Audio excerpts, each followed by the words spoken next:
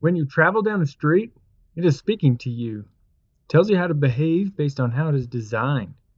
Call this the psychology of the street, as the design of the built environment affects human behaviors. A traffic calm street tells drivers to slow down, whereas a road built with wide lanes and shoulders tells people to speed it up. I believe that we should design for the intended speed rather than just sign for the intended speed. In this video, I'm going to compare two streets in South Jordan, Utah that serve the same purpose but are designed with differing priorities. This comparison is based on 4 design priorities described by Strong Towns, which includes safety as their highest priority, followed by cost, traffic volume, and lastly, speed. Strong Towns suggests that many cities in the U.S. prioritize speed first, then traffic volume, safety, and lastly, cost. The two streets I'm comparing today are Kestrel Rise Road and 4800 West. Although I am using examples in Utah, they are similar to streets built all over North America. South Jordan City classifies both of these streets as minor collectors. Kestrel Rise Road has 2 vehicle lanes and is traffic calmed with curb extensions, the narrower travel lanes, and with on-street parking. There are no bike lanes on Kestrel Rise, but someone could ride in the street since the vehicle speeds are lower, or there are parallel routes on local neighborhood streets and a bike path along the lake. 4800 West has 3 vehicle lanes, narrow bike gutters, and no on-street parking. Some may think this is an example of a complete street, but a true complete street ensures the safety and comfort of all users, unlike this bike lane that is about as wide as my cargo bike. I'm going to start by comparing both the safety and speed criteria together since they are closely related. Here is a top-down perspective of a T intersection for both streets filmed from the same height. It might be hard to notice the speed differences in these drone shots, but cars on 4800 West on average are driving faster than on Kestrel Rise. In fact, this red truck on 4800 West is going 45 miles per hour.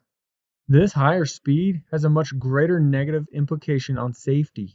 If a pedestrian is hit by a car going 30 miles per hour, then there's a 40% likelihood that they will be killed.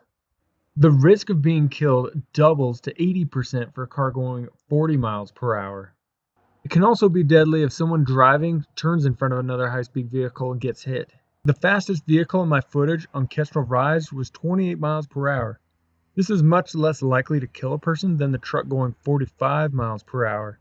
It is also much easier to stop a vehicle from a slow speed to avoid a collision altogether.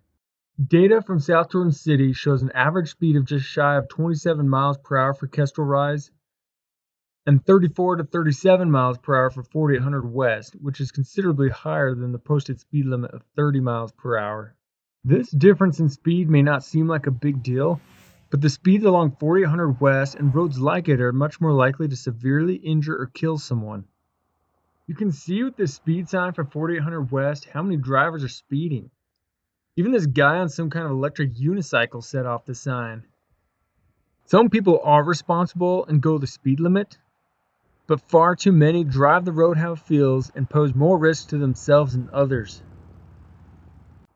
Many people, especially teenagers and kids, ride their bikes on the sidewalks because the bike lanes are not comfortable or safe to use.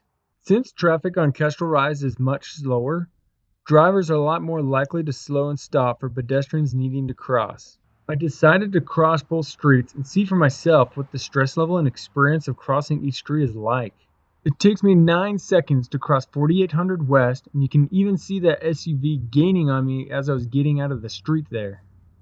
To be fair, there's not a crosswalk in this location, but you can see that future pedestrian access to the park that may require one in the future. Currently, there's no designated place to cross 4800 West for over 3/4 of a mile, so people just cross in the travel lanes.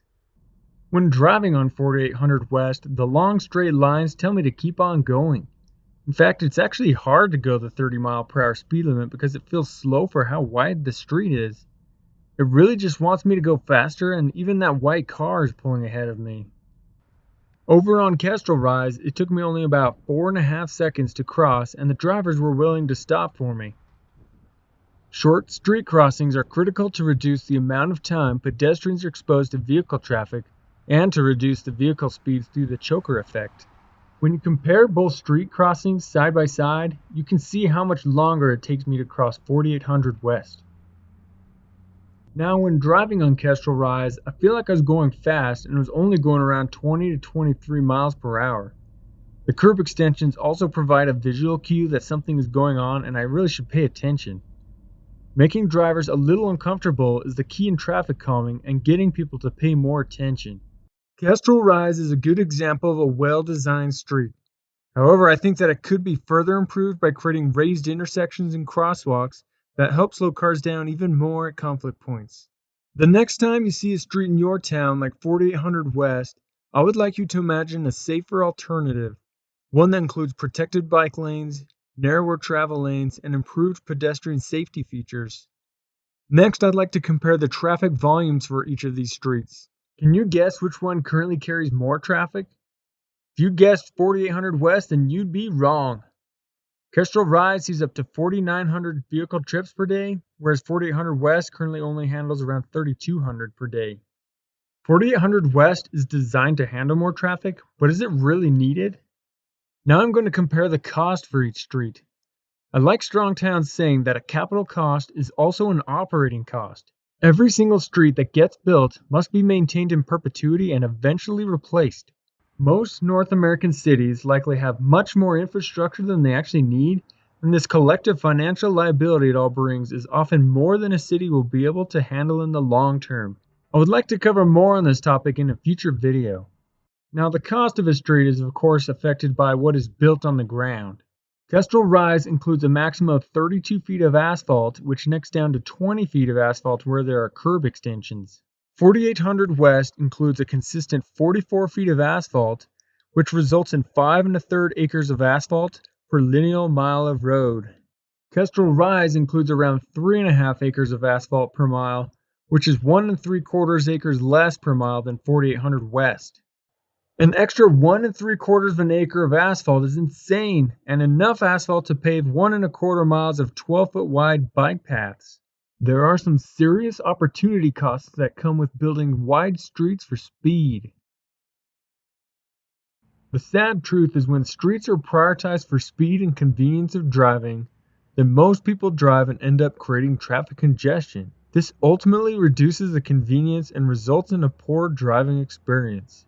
The true car enthusiasts out there should want less people to drive so they don't get stuck in traffic, just as happened to me in a Lamborghini once. Overall, our comparison shows that Kestrel Rise more closely follows Strongtown's prioritization of safety first, whereas 4800 West prioritizes speed. Most streets in a city provide local access and should limit vehicle speeds and flows through proper design. By prioritizing safety first, we can ultimately improve the other 3 criteria and create a more livable and equitable city in the process. Why wouldn't we want streets that are safer, more cost efficient, and can ultimately help with our other problems such as traffic congestion? Join me in advocating to build safer streets in your town and better communities for everyone.